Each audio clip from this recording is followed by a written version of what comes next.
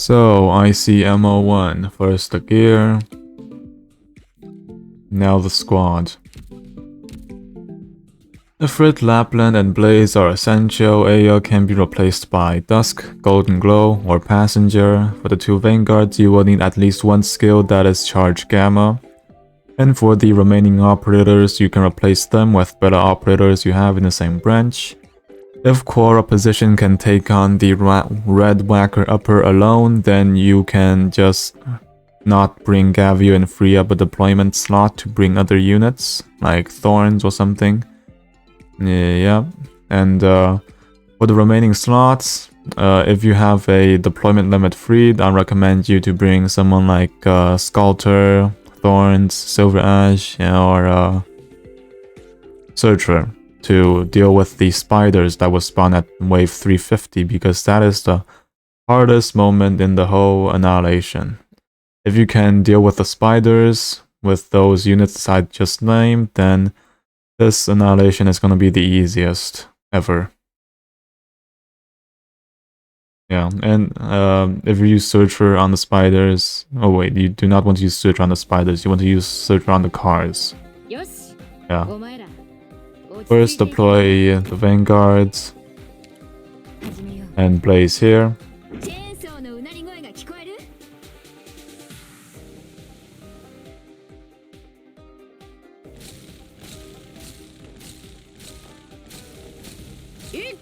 Once you have enough DP, deploy Aya there.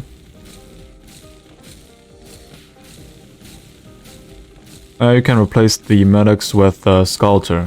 I forgot to say that. Not the Perfumer though, you would need an extra medic if you use Sculptor in Perfumer position. Deploy Perfumer here facing up. If you use Sculptor, you want to deploy another medic here facing up. Any medic other than Perfumer would work with Module, because they can, AoE medics get an extra tile reach, and they will be able to heal Blaze. Once you have enough DP again, deploy Lappland here facing left.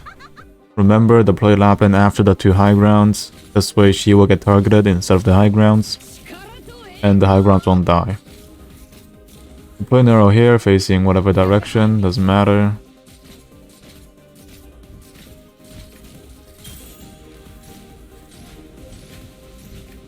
And if you are not using Gavial, then you can use Thorns below Lappland on that tile facing left.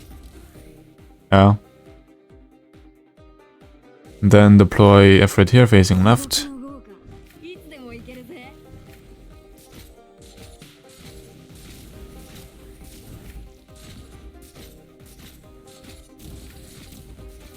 And it doesn't take much for that defender to take on the red whacker upper. Actually, if I activate Korra's skill, then she will safely, she can easily take on the red whacker upper. And it's gonna be only one anyways. So try to free up that deployment limit from Gavial, so that you can deploy someone to help with the spiders, because that is the hardest thing in this whole run. And yeah, if Lappland dies to the spiders later, do not panic, you can just redeploy her. The pressure after the spiders are dead is gonna be very low, and Nearl can block all the enemies incoming, I think. Yeah. Let's deploy the turning pads now. One here. One here. One here. One here. One here. And one here. The basic idea is just to to stun the whacker uppers so that their 30 seconds of extremely high damage gets used, and Korra's pressure gets lowered a lot. Yeah. And if a perma stun happens, don't worry, because the next wave will spawn regardless. In this annihilation, unlike others, the enemies do not need, the waves do not need one specific enemy to die in order for the next wave to spawn. In this one, if a specific enemy does not die in time, which is 80 seconds, then the next wave will spawn even if the enemy is alive. So, if you get a perma-stun, which is very likely, the next wave will spawn. The run is gonna be delayed, but yeah, AFK. Doesn't matter.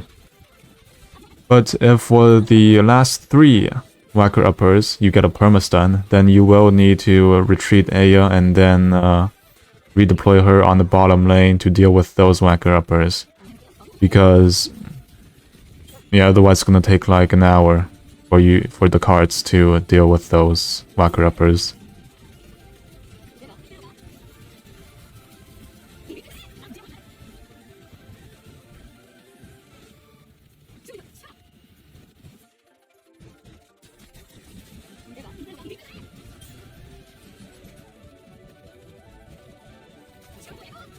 Alright, I'm back. Yeah, as you can see, the first whacker upper of the last 3 almost killed Korra. That's why I brought Gavial.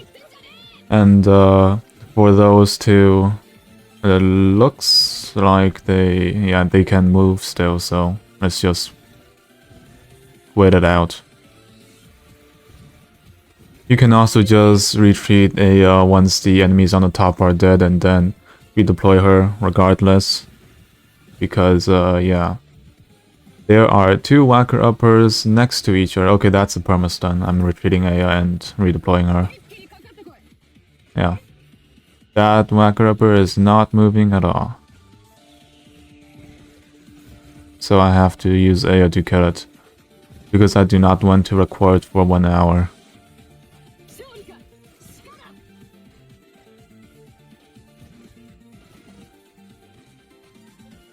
Also, if the whacker uppers are right next to each other, or very close to each other, you also want to use Aya on them because I don't think anyone can take on 2 whacker uppers at the same time. That's just too much damage. If they are 2, you are screwed. Oh, redeploy Aya here. Wait. Here. To deal with the whacker uppers. Anyways, yeah. The perma-stun happened, so I redeployed Aya there to deal with it.